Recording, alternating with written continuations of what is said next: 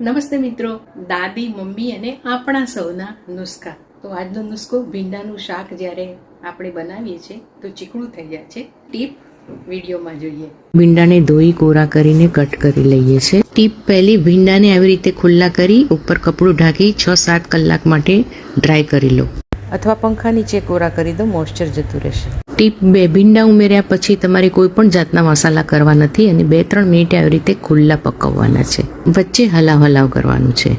એમાંથી જે ચીકણો પદાર્થ નીકળે છે એને નેચરલી પહેલાં બાળી નાખવાનું છે. ટીપ 3, અથવા તો તમે થોડોક આમચૂર પાવડર ઉમેરી દો તો પણ ચીકણા નહીં થાય. લગભગ 4 મિનિટ પછી જોઈ શકો છો કે એમાં સહેજ પણ ચીકાશ પકડતી નથી અને એકદમ ડ્રાય લાગે છે. હવે મસાલા ઉમેરવાના. જોઈ શકો છો કે સહેજ પણ ચીકાશ પકડશે નહીં. કોઈ પણ મેથડ અપનાવી શકો છો.